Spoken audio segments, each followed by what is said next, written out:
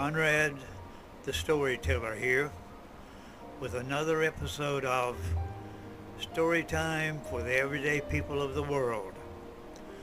This chapter is entitled Gold and the Goat Herder. They say there was a time long ago when people of a village would have a market day, and everyone that had something they wanted to trade for something else they didn't have that they needed, they would meet up. So one of those market days in this village was coming up, and a goat herder decided he would take 10 of his goats to the market because his family needed things they didn't have. On market day, the goat herder and his family arrived early. The market started going strong. People were trading, but no one came by that wanted goats and had what the family needed. Finally, around the middle of the afternoon, a young man passed through and stopped and inquired about getting 2 goats. Since he didn't have anything with him, the goat herder wanted to know what he had to trade. Well, it turns out that the young man had found a few small bits of gold in a stream a few days before. He took a cloth out of his pocket and unwrapped it, and there was 3 shiny pieces of gold. The goat herder's wife was nearby, and she got sight of those small glittering pieces of gold and was immediately smitten by the shiny metal. So the goat herder looked at the metal and he inquired, "What good will that do me? I need this shoes for my child. I need this. I need other things that we do not have. We need some utensils, and that won't help me at all." Well, the young man, he took the goat herder aside and he said, "Well, I need to tell you some things in private that doesn't need to really get out among everyone in the village, but anyone that has gold is looked upon as being rich, and if you hang some of this gold around your wife's neck or from her ears, she'll remain young and beautiful all her life." Wow, the goat herder was impressed by that.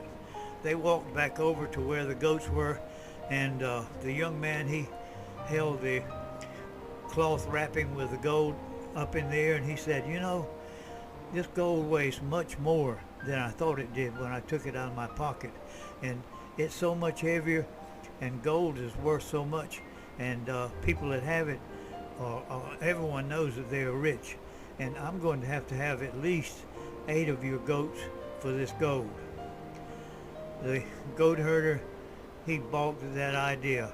He couldn't see trading 8 of his nice goats for those small pieces of shiny metal. Anyway, his wife was standing there, and she kept pulling on his arm and more or less begging him to see what he could do to get the gold because she really loved it. Well, finally the young man agreed, and they started dividing off the goats that the young man wanted.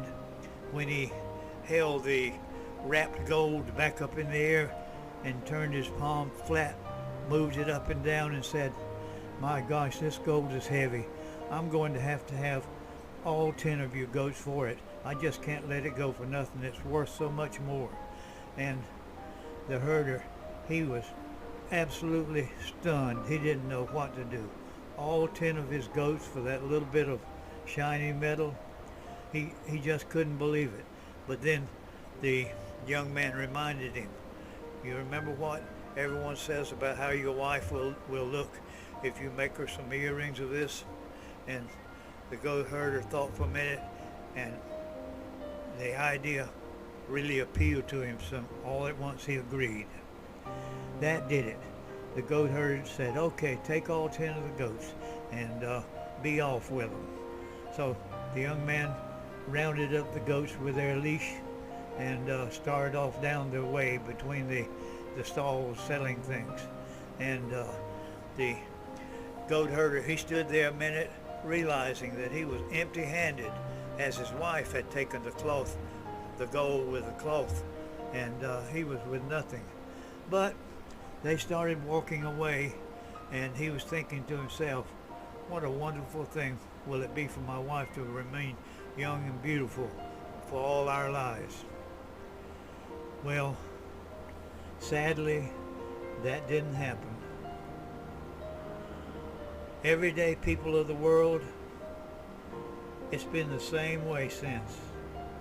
The man with gold has doled out small amounts of it and eaten the goat herders' sheep or goats or whatever he raised, and everything working people have produced, while never having to wipe the sweat from their brow.